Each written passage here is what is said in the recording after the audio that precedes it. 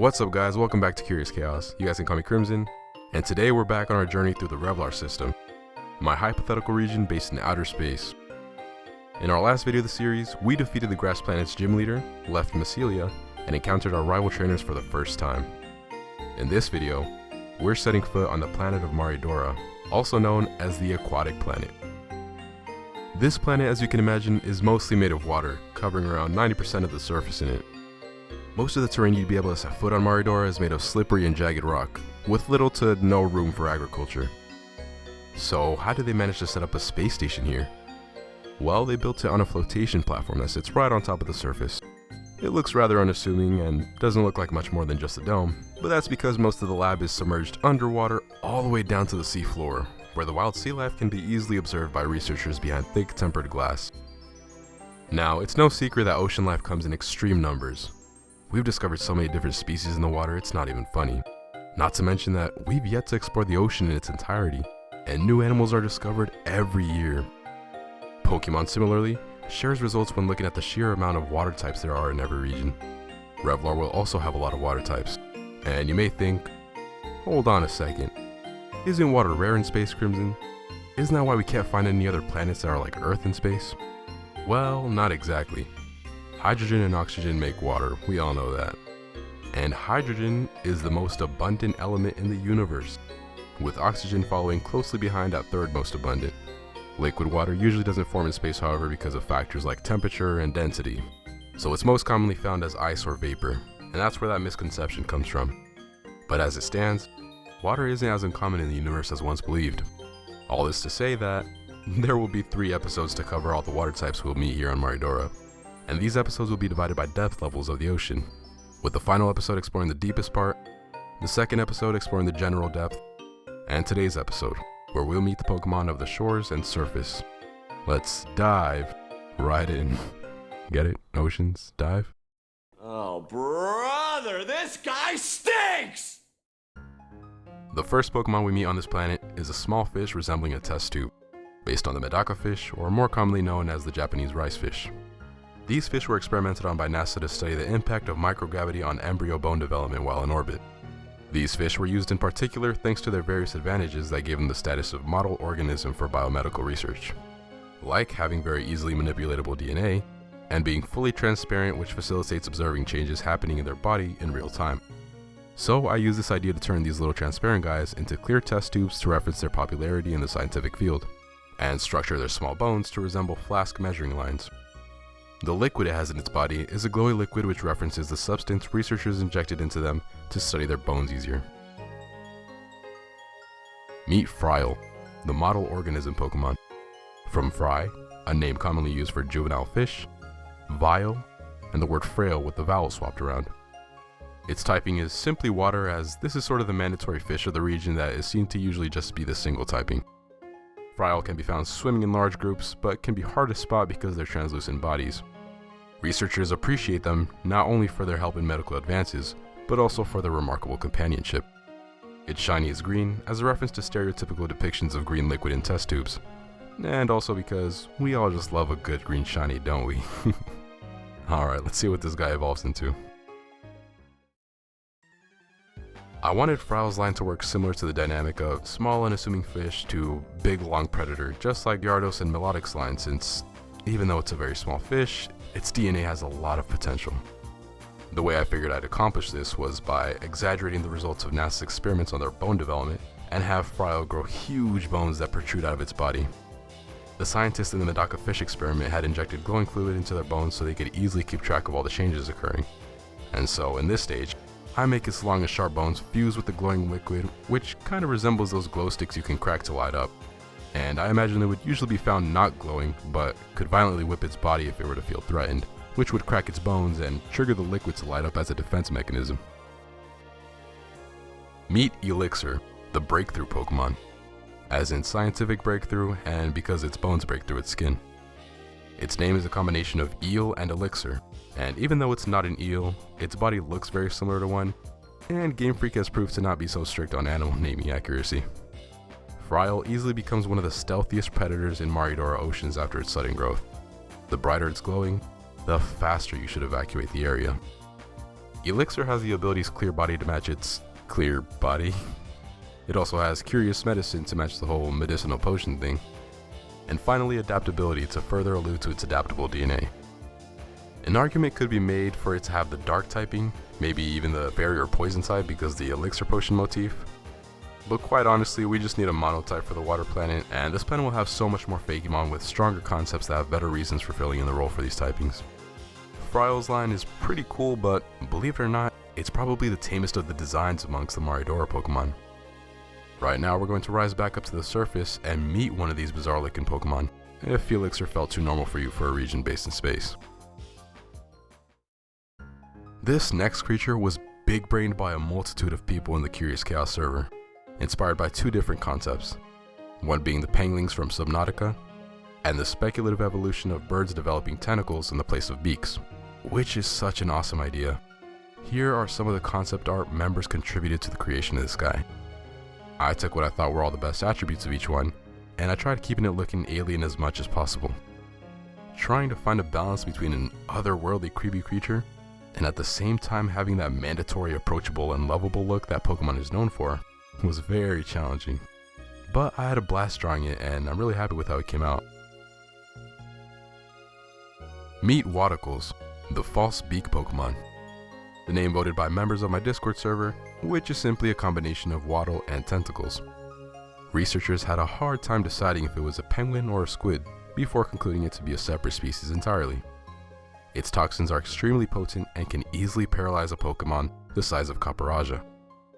Wadacles takes advantage of the unused type combo, Ice and Poison, and its shiny is yellow and green since it coincidentally has the shape of SpongeBob's house.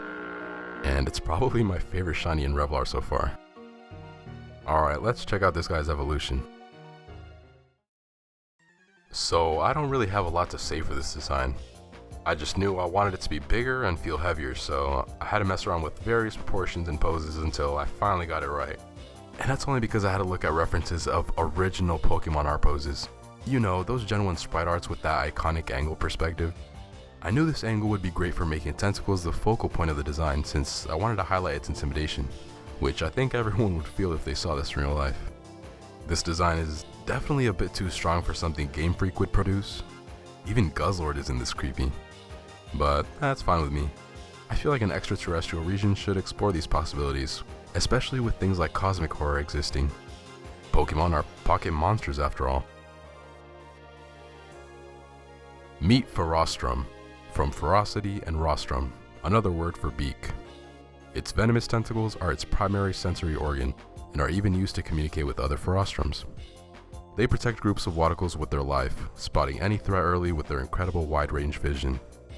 It has the abilities Corrosion to poison other poison and steel types, since its venom is just that strong. Slush Rush because of Penguin's abilities to slide fast on their bellies, and Merciless for its hidden abilities since I feel like this thing would be a wicked foe to fight. Mostly this guy. It's cute, but behind those eyes, that thing is pure evil, man. What are your thoughts on the Wadacle line?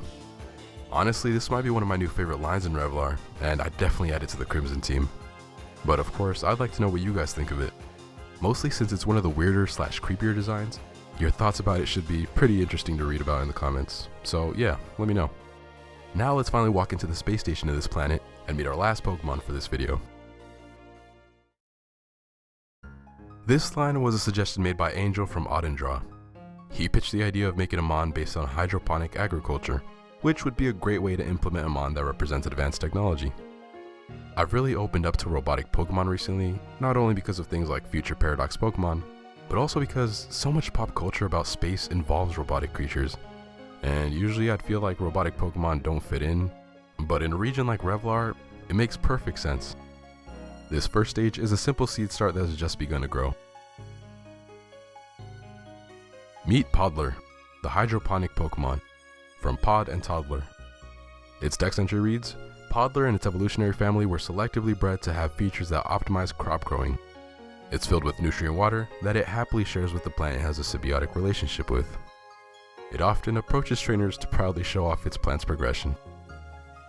Around the time Angel had came up with this idea, I had mentioned in my server how there would be many steel types in Revlar because of how many robotic creatures there would be.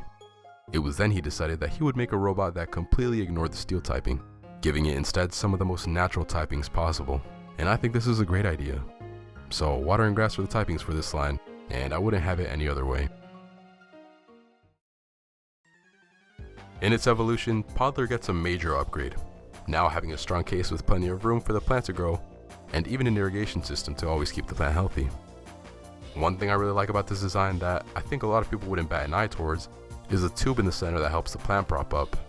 I feel like this could easily represent how young teens are constantly learning new things and growing up fast, that it's extremely important for them to have that support or guidance to turn to, because although this guy doesn't look like that and may look like it's got everything under control, it's still growing and facing difficulties like everybody else. And it's nice to know it has a foundation to grow around. Meet Sprouteen. Sprouteens evolve as the plant grows. It carefully watches over the plant and seeks out areas with a lot of sunlight. They're able to metabolize ambient space radiation into usable nutrients. In return, the plant provides energy through photosynthesis.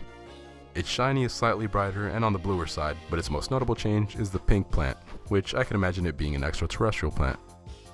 Sprouteen loses that very expressive personality it had as a Poddler. That's only because teenagers are known to act like they don't care for most things. But that'll change when it evolves into its final stage. The final stage of the line adopts a sweet caretaker role, like taking care of not only the abundance of vegetation it outgrows, but also taking care of their trainers. Being able to show emoticons to represent the plant's needs, as well as the emotional needs of the space station.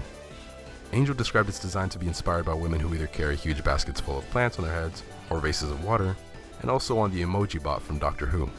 And I personally threw in a bit of Eve from WALL-E.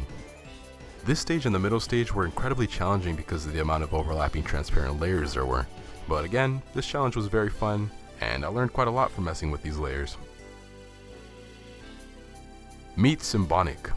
From sympathetic, symbiotic, botanic, and hydroponic. Symbonic is considered an essential on most space stations. It can coordinate a colony of its pre-evolutions to harvest a bountiful crop, and is able to pump filtered water throughout a whole building. They've also proved to produce quite excellent tea. It has the ability Water Bubble, and has symbiosis for its hidden ability as a nod of course to its partner in crime Plant. This is a very cool concept for a Pokemon in my opinion, and I have Angel to thank for this. But let me know your thoughts on it in the comments below, and tell me if it's a mon you'd add to your team. Grass and water is a pretty sweet type combination after all. Alright guys, these are some of the Fakemon you can find on the first layer of the Maridora planet. Which was your favorite line of the three, and would you add any of them to your team? I personally like how different each line is from each other.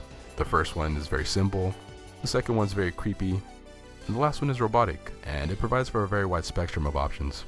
So as always, let me know your thoughts on these guys. Please do me a favor and leave a like if you stay this long into the video, and I hope you stick around for the next episode, where we'll dive deeper into the oceans and discover even more creepy alien Pokemon. I'd like to give you guys a huge thanks since we were able to hit 5,000 subscribers recently, and really we're close to hitting 6,000 soon. But I'll be doing a Q&A soon on the channel to celebrate this. If you'd like to have a question answered by me, the best way you can do this is by joining the Curious Chaos Discord server, where tons of people are already asking very interesting questions. I also would like to thank everyone for the great feedback I received on my most recent video.